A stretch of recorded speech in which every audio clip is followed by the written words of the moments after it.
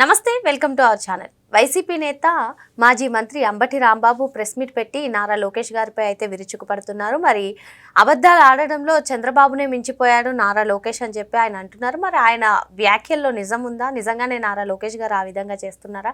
ఇవన్నీ కూడా తెలుసుకునే ప్రయత్నం చేద్దాం. దీన్ని పూర్తిగా విశ్లేషించడానికి మనతో పాటుగా ఉన్నారు senior journalist doctor Vadlamani Kanakadurga గారు.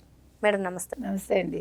అంబటి రాంబాబు మళ్ళీ ప్రెస్ మీట్ పెట్టి లోకేష్ గారి పైన పడ్డారు మేడం. మరి మొత్తానికి నారా లోకేష్ గారు చంద్రబాబు నాయుడు గారి కన్నా ఎక్కువగా అబద్ధాలు ఆడుతున్నారంట. అదేవిధంగా నారా లోకేష్ గారు ఏదైతే అన్నారు అంటే రెడ్ బుక్ని చూసి పెద్దిరెడ్డి రామచంద్రారెడ్డి కానివ్వండి, కొందరికి గుండెపోట్లు వస్తున్నాయి, కొందరు కింద పడుతున్నారు కదా అని అన్న దానికి ఆయన కౌంటర్గా మాట్లాడారు.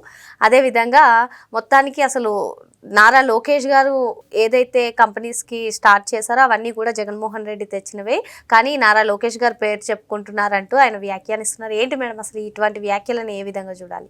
ఇప్పుడు అంబటి రాంబాబు గారికి పని పాటు లేదు, అందుకని ఏదో ప్రెస్ మీట్ పెట్టాలి, నేనున్నాను అని ప్రజలకు చెప్పాలి, అంతే కదా. గుర్తు చేస్తున్నాడు అనమాట, నేను ఇక ఏం అయిపోలేదు, నేను ఇంకా ఉన్నాను అని. కాబట్టి మళ్ళీ ఇంకా ఉన్నాను అంటే మళ్ళీ మీరు విపరీతార్థాలు తీయకండి, ఎందుకంటే మీ వైసీపీ వాళ్ళకి వేరే పని పాటు లేదు కదా, అందుకోసం చెప్తున్నా. అంటే ఉన్నాను అంటే నేను రాజకీయాల్లోనే ఉన్నాను సుమా అని ఆయన చెప్పుకుంటున్నాను. సరే, ఎవరున్నాడు ప్రిజనరీ అన్నాడు ఆయన. 16 నెలలు ఎవరండి ప్రిజనరీ? 16 నెలలు జైల్లో ఉండొచ్చింది ఎవరు పాపం? క్విట్ ప్రోకోలో, అక్రమాస్తుల కేసులో. చంద్రబాబు నాయుడు గారు ఏమన్నా కేసులు ఉండి వెళ్ళారు? మీరు బలవంతంగా ఆయన తీసుకెళ్ళి జైల్లో పడేసి 52 రోజులు పెట్టి, మరి ఆయన తప్పు చేస్తుంటే బెయిల్ ఎలా వస్తుంది? మళ్ళీ ప్రజలు ఎందుకు అధికారం ఇస్తారు? అంత మాత్రం తెలియపోతే ఎట్లా అండి అంబటి రాంబాబు గారికి? గుమ్మడికాయల దొంగలు అందరూ భుజాలు తడువుకుంటున్నారు, ఎందుకు చెప్పండి?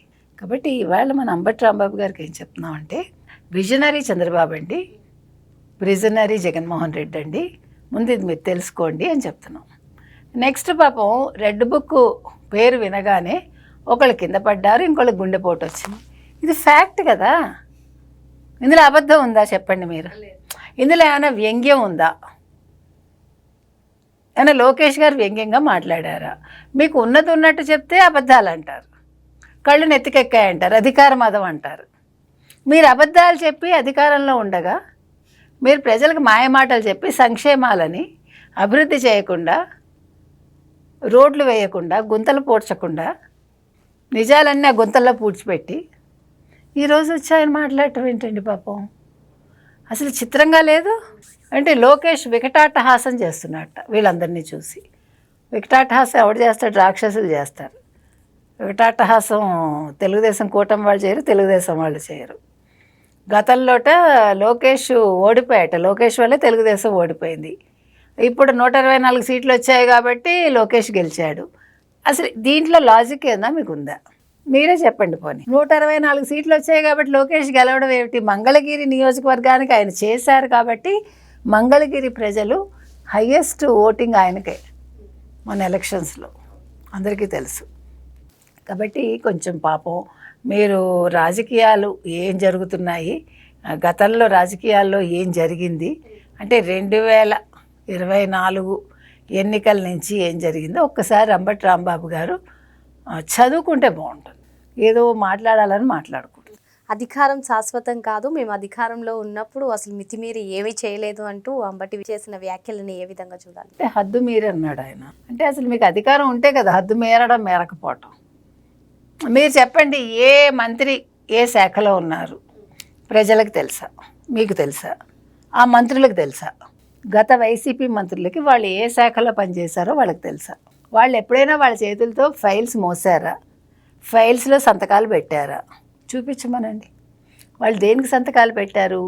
అవినీతి బిల్స్ని వాళ్ళు శాంక్షన్ చేసుకుని ఉంటారు, అప్పుడు సంతకాలు పెట్టుంటారు. ఎవరైనా వాళ్ళ శాఖకి సంబంధించి ఇదిగో నేను ఈ అభివృద్ధి పని చేశాను అని వాళ్ళు చూపించమనండి, మనం నమ్ముతాం. అసలు అంబటి రాంబాబు గారు ఏ శాఖలో ఉన్నారండి? పోలవరం అంటే నాకే అర్థం కాలేదు, ఇంక చంద్రబాబు నాయుడుకి ఏం అర్థమవుతుంది అన్నాడు ఆయన. మరి పోలవరం అర్థమైందో లేదో ఇవాళ ప్రజలు చెప్తారు చంద్రబాబు నాయుడు గారికి. ఇవాళ ఎవరు నిధులు తీసుకొచ్చారు, ఎవరు పోలవరం పూర్తి చేయిస్తున్నారు, పోలవరానికి గతంలో వచ్చిన 15,000 కోట్లు వైసీపీ హయాంలో ఎవరు మింగేశారు, అన్నీ ప్రజలు చెప్తారు. వాళ్ళకి తెలుసు కాబట్టి మిమ్మల్ని ఇంట్లో కూర్చోబెట్టారు. ఎవరికి అధికారం శాశ్వతం కాదు, అందరికీ తెలుసు, ఎవడేం మర్చిపోడు. కాకపోతే ఇప్పుడు మీరు రెడ్ బుక్ అనే పదం వింటే, ఇప్పుడు రెడ్ అనే పదం ఇంకా మొదలవ్వగానే వైసీపీ వాళ్ళందరూ ఉలిక్కిపడుతున్నారు. ఇప్పుడు జరిగిన అరెస్టుల్లో రెడ్ బుక్ అరెస్టులు ఏమైనా ఉన్నాయా? మీరు నాకు ఒక్కటి చెప్పండి. ఇప్పుడు పోసా అని సోషల్ మీడియాకి సంబంధించి బూతులు మాట్లాడటం వల్ల వల్లభనేని వంశీ ఒక దళిత యువకుడిని కిడ్నాప్ చేశాడు. తర్వాత ఇంకా చాలా రియల్ ఎస్టేట్కి సంబంధించో ఇంకేదో పెద్దిరెడ్డి వాళ్ళ మిథున్ రెడ్డి మద్యం స్కామ్, పెద్దిరెడ్డి వాళ్ళ నాన్నగారు, మొత్తం మైనింగు, ఈ కబ్జాలు ఆ కబ్జాలు, మీరు ఎవరిని తీసుకున్నా ఇవే కదా. ఇందులో రెడ్ బుక్కి సంబంధించి ఏదైనా ఉందా? ఇప్పుడు వల్లభనేని వంశీని పోని ఏదైనా ఆయన తిట్టాడు అందుకని అరెస్ట్ చేశారని ఏమైనా ఉందా? కొడాలి నాని, ఆయన మీద కూడా అవినీతి కేసులు వచ్చాయిగా, అది ఇంకా రేపు అరెస్ట్ అవుతారంటే ఇవాళే గుండెపోటు వచ్చిందిగా ఆయనకి. కాబట్టి ఇవాళ మన అంబటి రాంబాబు గారిని అడుగుతున్నామండి, అసలు లోకేష్ గారు మాట్లాడిన దానికి మీరు అంత ఉలిక్కిపడాల్సిన పనే ఉంది. లోకేష్ ఇవాళ జగన్మోహన్ రెడ్డి తీసుకొచ్చిన కంపెనీలన్నీ తను తీసుకొచ్చానని చెప్పుకుంటున్నట్ట.